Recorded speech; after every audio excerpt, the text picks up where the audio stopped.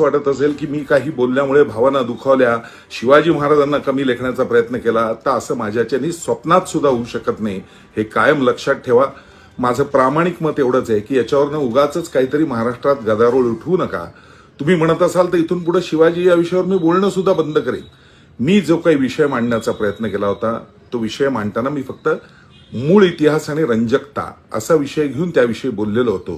त्याविषयी अनेक इतिहास अभ्यासकांनी उत्तम लिहिलेलं आहे. अनेक पुरावे उपलब्ध आहेत. फारसी गोष्टींपासून राजस्थानच्या बिकानेरच्या राजवाड्यात जिथं औरंगजेबाचा मूळ तो करार सगळा जो मिर्झा राजे जयसिंगांबरोबर झाला तो उपलब्ध आहे.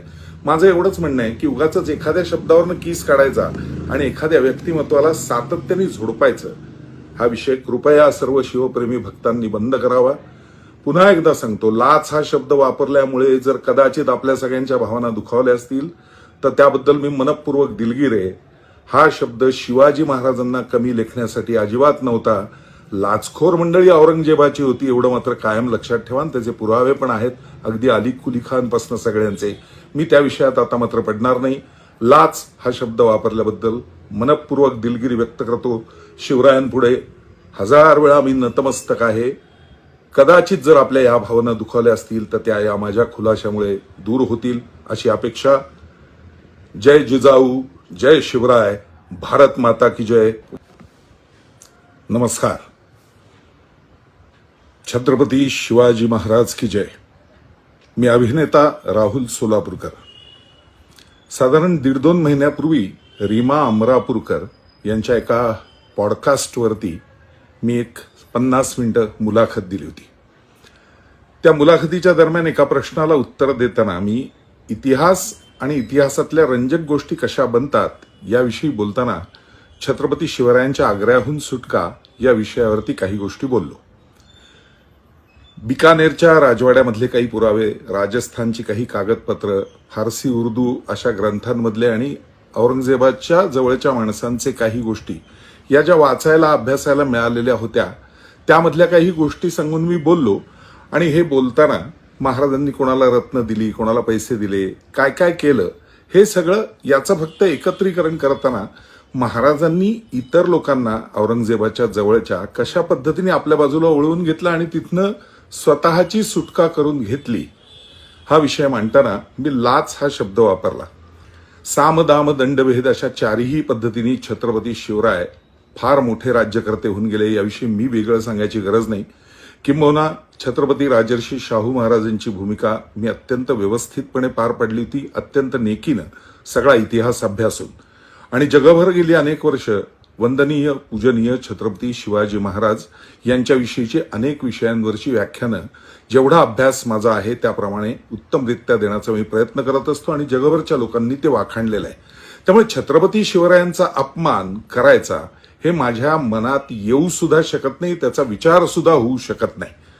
कुणीतरी फक्त त्या पॉडकास्टमधली 2 वाक्य काढून महाराजांनी लाच दिली असा हा बोलला असं म्हणून त्याच्यावरनं जे काही संपूर्ण गदारोळ उठवायला प्रयत्न केला आहे, माझं असं प्रामाणिक सांगणं आहे, यातला कुठलाही हेतू माझा महाराजांचा एवढासा सुद्धा नखबर सुद्धा अपमान करण्याचा नाही.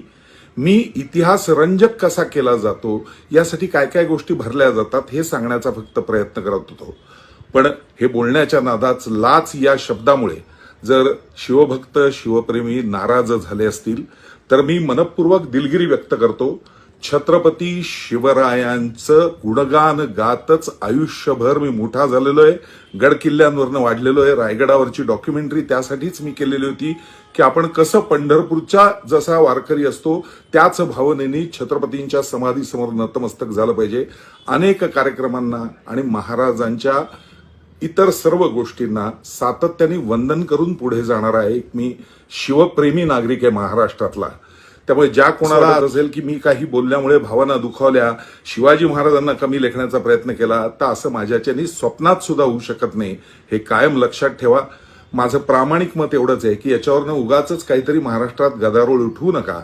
तुम्ही म्हणत असाल तर इथून पुढे शिवाजी या विषयावर मी बोलणं सुद्धा बंद करेन. मी जो काही विषय मांडण्याचा प्रयत्न केला होता तो विषय मांडताना मी फक्त मूळ इतिहास आणि रंजकता असा विषय घेऊन त्याविषयी बोललेलो होतो. त्याविषयी अनेक इतिहास अभ्यासकांनी उत्तम लिहिलेले आहे. अनेक पुरावे उपलब्ध आहेत फारसी गोष्टींपासून राजस्थानच्या बिकानेरच्या राजवाड्यात जिथं औरंगजेबाचा मूळ तो करार सगळा जो मिर्झा राजे जयसिंगांबरोबर झाला तो उपलब्ध आहे. माझं एवढंच म्हणणं आहे की उगाच एखाद्या शब्दावरनं कीस काढायचा आणि एखाद्या व्यक्तिमत्वाला सातत्याने झोडपायचं हा विषय कृपया सर्व शिवप्रेमी भक्तांनी बंद करावा. पुन्हा एकदा सांगतो, लाच हा शब्द वापरल्यामुळे जर कदाचित आपल्या सगळ्यांच्या भावना दुखावल्या असतील तर त्याबद्दल मी मनपूर्वक दिलगीर आहे. हा शब्द शिवाजी महाराजांना कमी लेखण्यासाठी अजिबात नव्हता. लाचखोर मंडळी औरंगजेबाची होती एवढं मात्र कायम लक्षात ठेवा. त्याचे पुरावे पण आहेत अगदी अली कुली खानपासून सगळ्यांचे. मी त्या विषयात आता मात्र पडणार नाही. लाच हा शब्द वापरल्याबद्दल मनपूर्वक दिलगिरी व्यक्त करतो. शिवरायांपुढे 1000 वेळा मी नतमस्तक आहे. कदाचित जर आपल्या या भावना दुखावल्या असतील तर त्या या माझ्या खुलाशामुळे दूर होतील अशी अपेक्षा. जय जिजाऊ, जय शिवराय, भारत माता की जय. आपल्या भागातील बातम्यांसाठी संपर्क राहुल गुरव 9689 3225 03. चला तर मग आजच संपर्क साधा आपल्या भागातील बातम्यांसाठी.